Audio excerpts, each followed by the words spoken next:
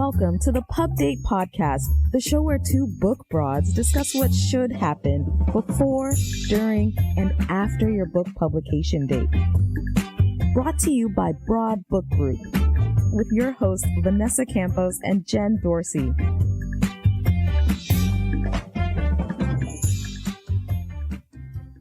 Hello, friends. How are we? We are well. How are you? That was a very spooky fall voice. I loved it. Well, it is coming into a spooky season, so I'm really excited. Especially just because, honestly, it's really because the weather's turning, and in Southern California, any kind of weather turning is amazing. Right?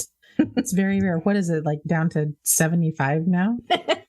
What's your weather turning? It is. There's wind. I love it. I was actually just up in very spooky Connecticut and New York City this week. And jelly. The leaves are already turning, and it was cold and rainy, and it was perfect. Ugh. It was peak fall spooky weather. It was great.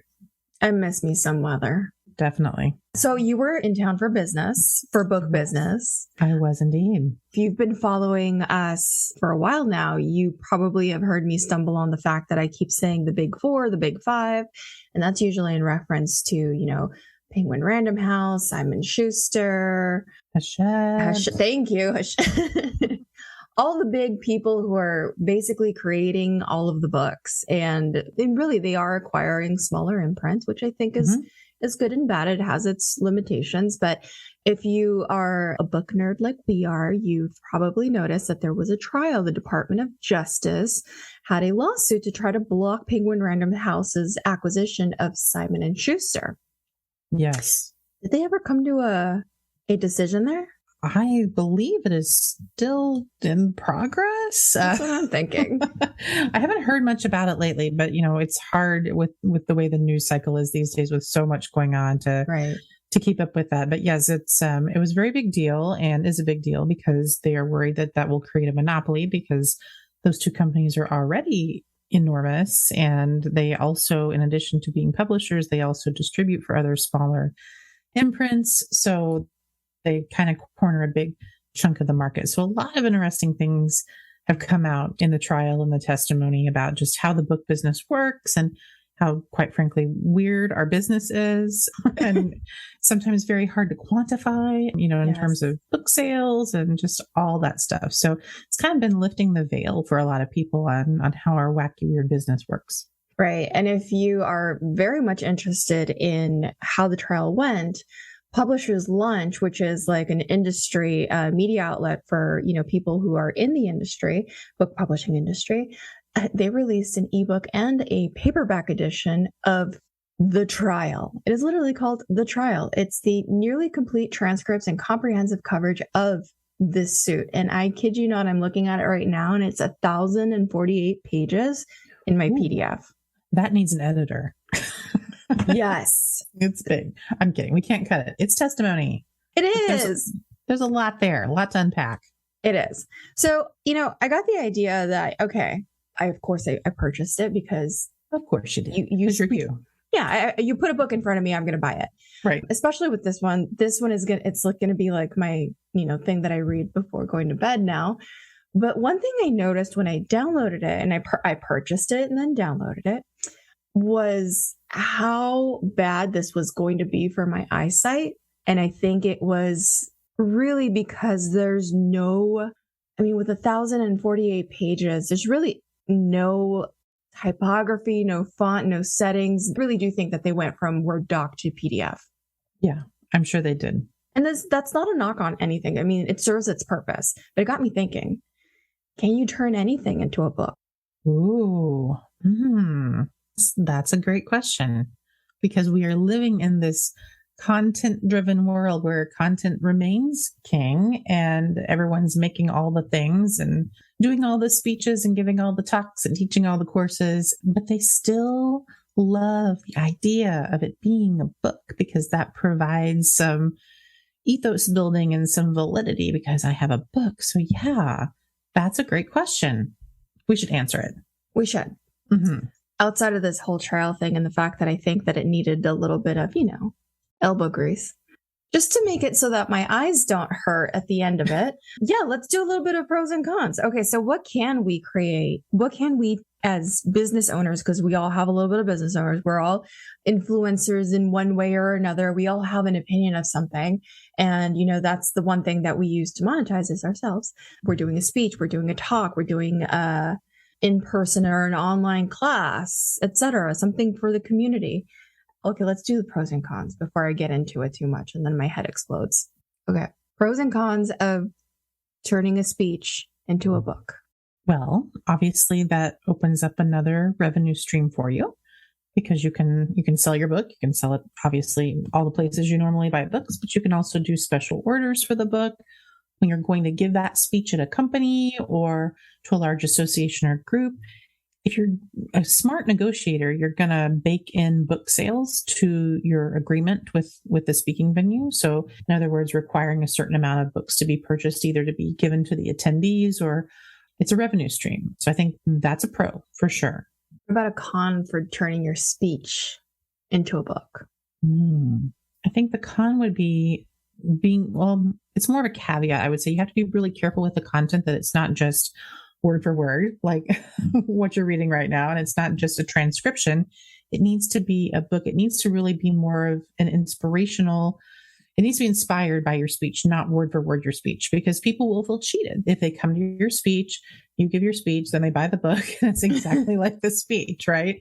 So I always like to tell business owners who want to go out and do this, okay, think really hard about the content and how it can one can enhance the other. So let's take an example. Let's say that, you're giving a speech about how to have better habits, like habits books are huge. How to have better habits, how to be more productive. That's a great speech. People will get really pumped up.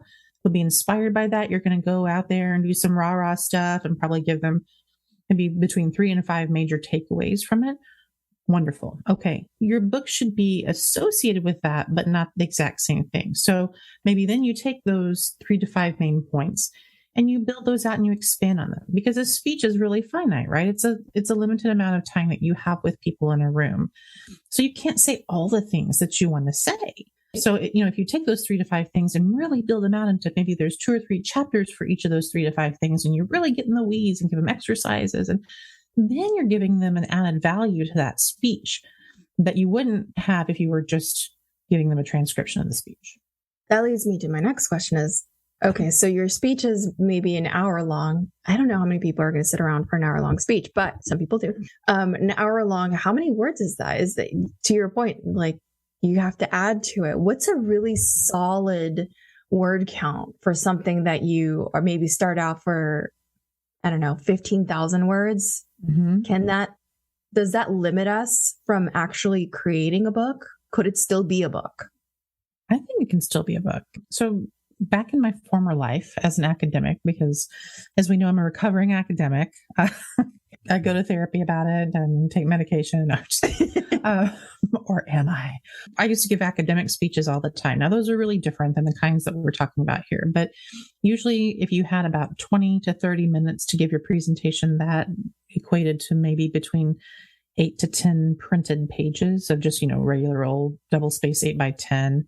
So what's that? 250 words a page. So yeah, I think that it's hard to put a word count to it, but the cadence of how you're speaking really matters too, because maybe you're a super fast talker and you get up there and you kind of riff on things and you don't use note cards. That person might cram a whole lot more content into that hour-long speech than someone who's getting up there and giving a much drier presentation, as academics are known to do. They are not, those aren't jazz hand speeches by any stretch of the imagination. I don't know. I bet some of them could be. With enough cocktails, yes. Which most industries are, as we were talking earlier, we like our cocktails. Okay, so we have a good idea. It's a speech. People are in love with it. And people come up to you at the end of it. It's like, hey, do you have that in a book? And I'm sure that's usually what you and I come across. It's like, hey, that course was great. Where's the book? I'd like to buy the book. So if it's a course, how do you differentiate between, does it become a chapter book, not a chapter book, but a book with chapters, or does it become a workbook? Because I think there's two ways of going about that. I would agree with that. I say both. Again, because you're trying to maximize your content, and we always want to make more books. For the workbook, I would definitely say that should obviously tie very directly to the modules in your course, whether it's an online course or whether it's something that maybe you do teach at a university or continuing ed or wherever you teach it. The workbook should really clearly align itself with the goals of the course and the outcomes, the learning outcomes of the course. But the book, again, I think can then be more of a jumping off point to expand on all the things that you do in the course and talk about. So, if you have 8 modules in your course, then, maybe that's a 16 chapter book. It could be. Oh, I love that. Or you're giving people, yes, some of the basis of it. You're giving them the meat and potatoes, but then you're going to add all the extra sides. Sorry, I'm hungry. I'm thinking about food. I am too. So really what we're talking about here is ancillary materials and whether or not your speech becomes a book, a workbook, your course becomes a workbook or a book, you're always looking to kind of enhance the one core thing that has brought you to this bigger audience, right? Right. So I love ancillary materials, but let's say that, you already have a book and that's all you're thinking about doing. Can that book then be turned into a course? Does it go both ways? Ooh, that's a fun question. Well, sure. I think it can be. Absolutely. And in fact, it could be more than one course. I would definitely argue for that. So, just like you can take that course and blow it up bigger and make it into a book, maybe you reverse engineer that a little bit and say, okay, let's use our productivity book again. I've got 10 chapters on productivity and different hacks and tricks and what have you. Maybe you kind of look at that content and divide it up thematically. So maybe one is about, morning habits, and one is about habits at work, and maybe habits to make your life more streamlined, at home. You could really kind of group things in that thematic way to then reverse engineer it and make it into a course, and do a course for each if you even wanted to, like mini courses. There's so many options. Yeah. And you could, because we're on this format, you can even turn a specific topic in each chapter of your book into a podcast conversation where you bring in a guest to really dissect the topic of that chapter, or you bring someone in to talk about this is how it worked for me, and bring in a case study. And we call them case studies, but really it's just real life experience. I like all of these things. Question to you is, as you're starting off thinking about writing a book and you're just like, oh, this could be, what needs to come first? What's the chicken and the egg here? Does the book come first? Does the workbook come first? Does the podcast come first? Do they all come out at the same time? That's a good question. I think from a content perspective, it could, not to be wishy-washy, but I think you could do it either way. Like one could come before the other. To me, though, I'm going to put it back in your lap because I think that's more of a marketing question than an editorial question, because really so much depends on how you promote yourself, right? Right. So how you promote the book. And, most editors, myself included, when we're looking at acquiring new books, the first thing I'm going to look at is, do you have a platform? Because I want to know if you can go out and sell a book. So if you've got this fantabulous book idea, but nothing else that you're doing in that space, my inclination, at least as an acquiring editor, would be to have you pump the brakes and go out and do some of those things and give some speeches and have a couple courses. But I don't know. You tell me from a book marketing standpoint. What do you think? See, I'm a glutton for punishment and I love content. So I'd say do all the things all the time. But, you have to think about all these things cost money, and you need to make sure that when you're creating these things, that there's an audience for it, to your point, who are you talking to? Are they even interested in this?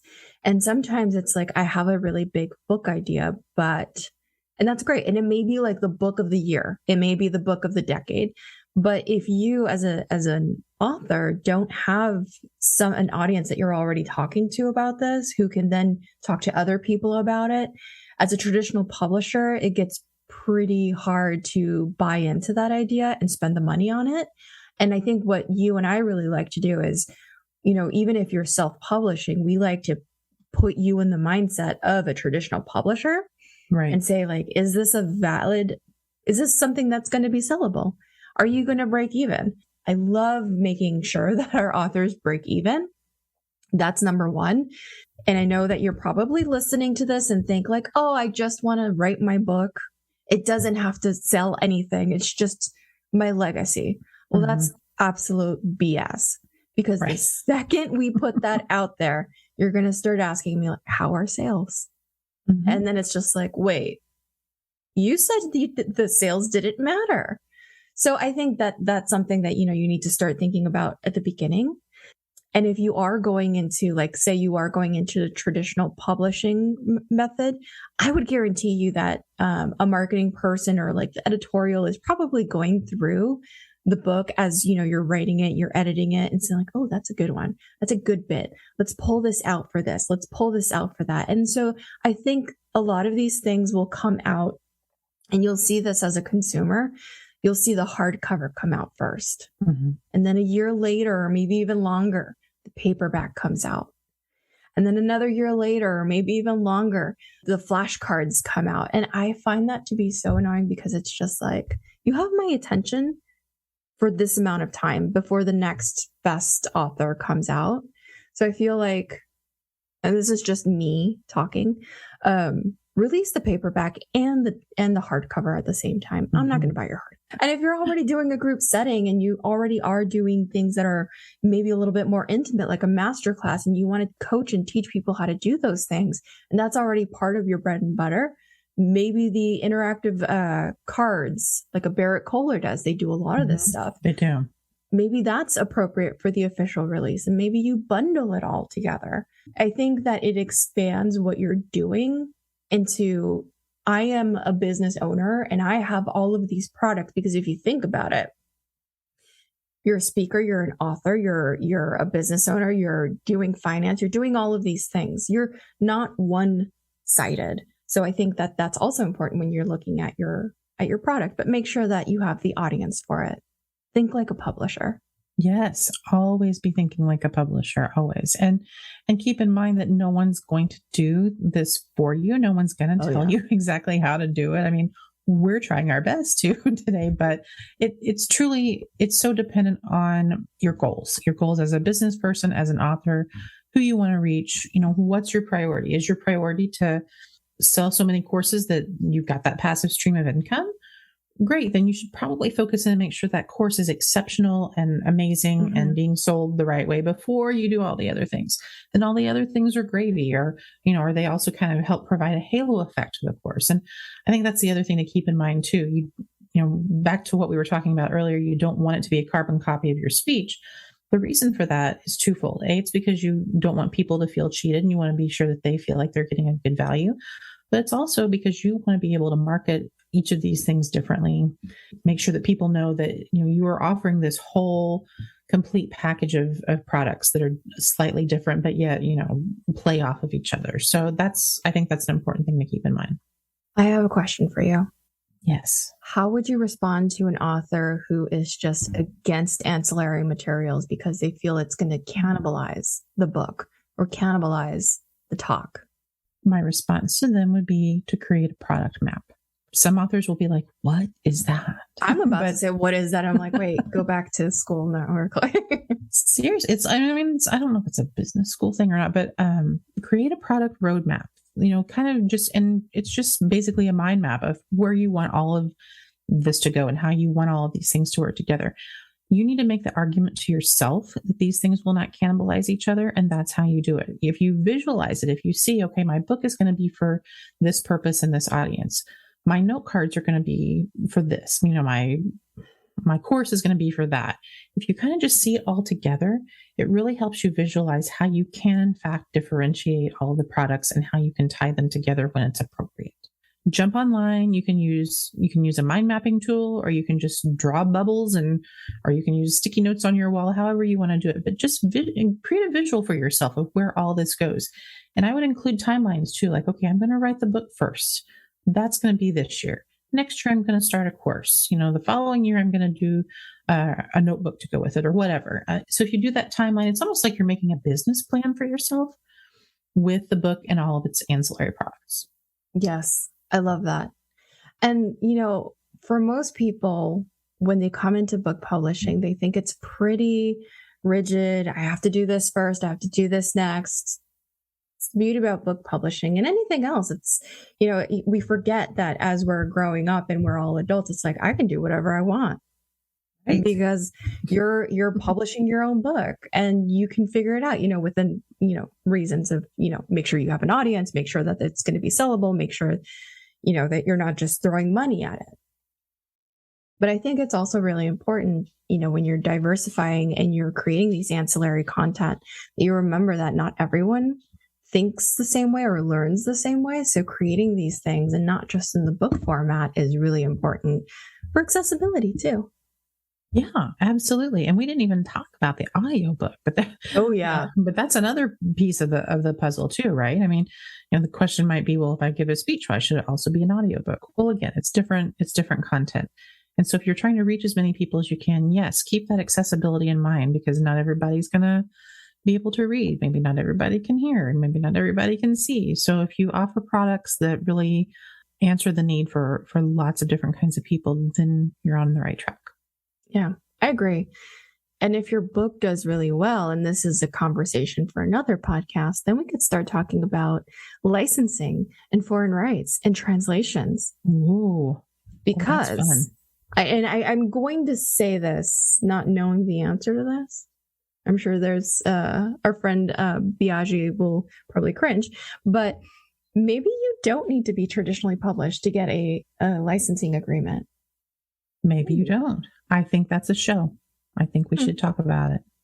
Well, let's make that a plan. Okay, I'm in. All right. So please tune in next time as we talk a little bit more about nerding out in book publishing, what should and shouldn't be a book, and when you should and shouldn't actually make a book. Thank you again so much for joining me, Jen. I appreciate it.